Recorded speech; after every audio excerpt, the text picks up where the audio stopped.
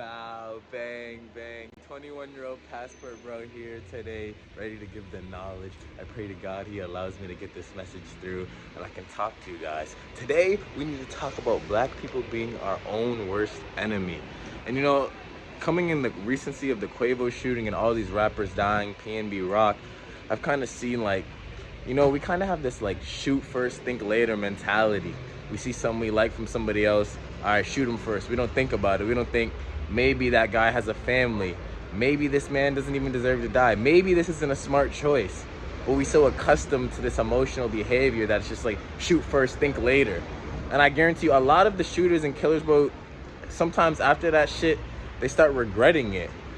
Because we go online, bro, and we start bragging about the murder we just committed. We end up going to jail, and we just think later. But we so indoctrinated to pull that trigger first, bro. And that's what a lot of us have a problem with as well. We're reactors versus thinkers. And I was explaining that yesterday on my live about the Takeoff situation. His own friend shot him. Takeoff's own friend, the guy they pulled up to the club with. What does that tell you guys? He was reacting versus thinking. And it's not his fault. We all live in that culture, bro, where we're with our friends.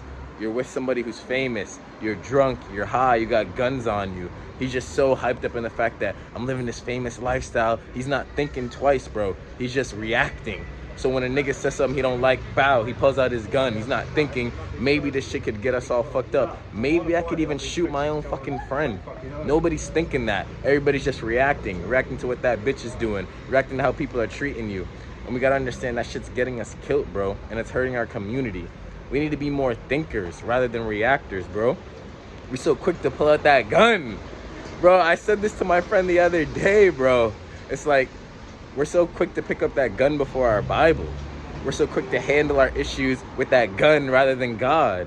And that's a lot of kids, bro, a lot of black kids. We don't want to pick up and go to God. When we got a problem, we want to pick up that gun. And that's what's holding us back.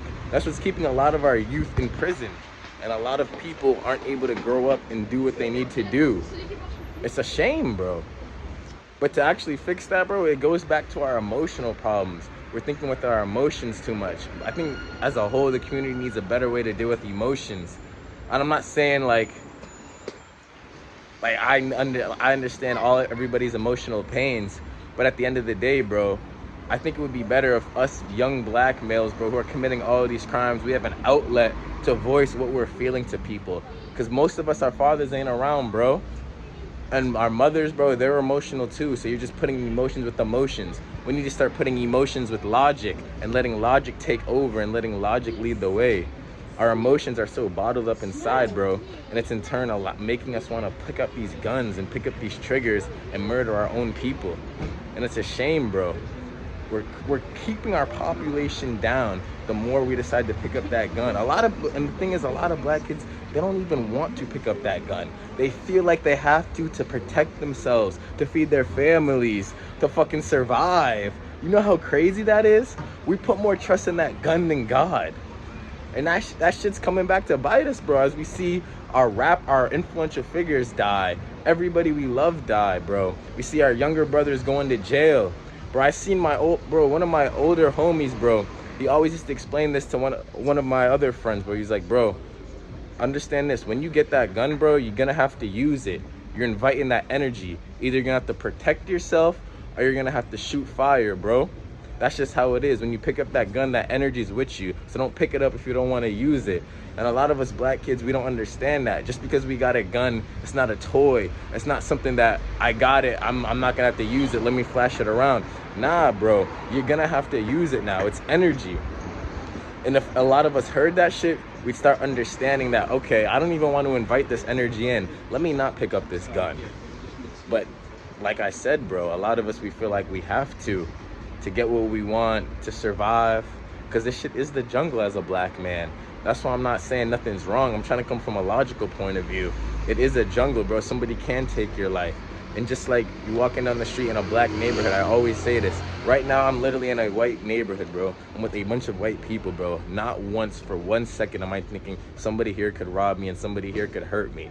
Bro, The chances of that happening are minuscule, bro. If I'm walking in a predominantly black neighborhood, though, there is a possibility of that, bro. And why? Because people are reacting versus thinking. He sees somebody that's not from this hood that he don't know, he's gonna react. He's not gonna think, all right, this shit could get me or him killed or thrown in jail. Maybe I shouldn't mess with him. But we reacting because we're so emotional.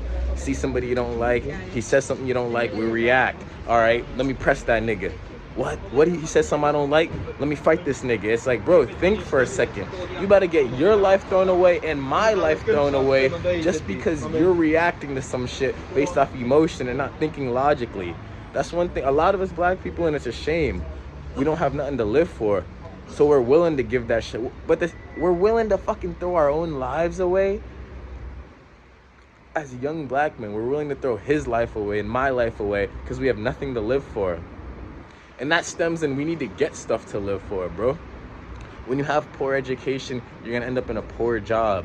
When you have poor discipline, you're not gonna be disciplined at all. You're gonna pick up that trigger. When you don't know how to deal with your emotions, bro, your emotions are gonna be let out into the world in random ways, bro.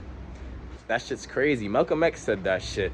And I had to understand. I was like, wow, that's how they keep us down. They put us in these poor public housing places. They put us in these poor school systems because they know that's going to lead to a poor job and a poor education, which means we're going to go back to living in poverty and raising poor kids in a poor environment, and the cycle just going to keep going on and on. We got to be smarter than that, guys. We got to be real smarter than that and say, how can we get out of this cycle? And then how can we bring the next black man up? How can we lift his hand up? Everybody want to get up, look at the next black man and say, fuck you, nigga, I made it and you didn't, and jump out.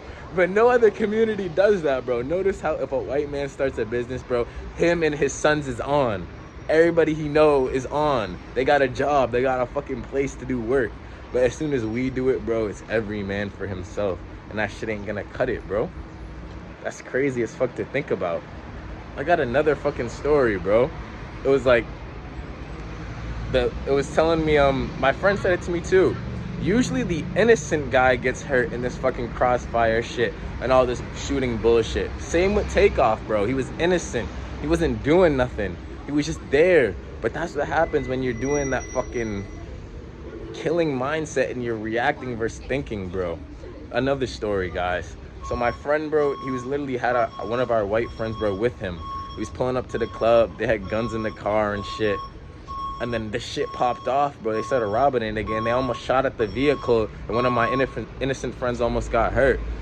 My other friend who grew up in that fucking shit, he said, bro, you're not understanding about the street shit you're getting into, bro. It's not that you could get killed. It's not the nigga next to you that's not doing nothing, that's just there can get killed. And now the blood's on your hands. But nobody want to think about that. Everybody want to react. Too much reaction, bro. It's causing death. Innocent death. And thank you guys for listening to that. Remember, this passport means nothing. I mean nothing without God. If we don't have God, we cannot give knowledge and we cannot truly do what we need to do. Check out my other videos here. Check out my other Passport Bros song. And I also do one-on-one coachings. Check the description, guys, and you'll be able to book an appointment and donate to the Passport Bros United charity. We're going to use that to gain access for more young black kids to get their passports. We're going to raise money for them, and then we're going to be picking them from this channel. Also, if you want to donate to me and what I'm doing, you don't have to. God is already taking care of me. My PayPal and Cash App is down below. I love you guys so much, and thank you.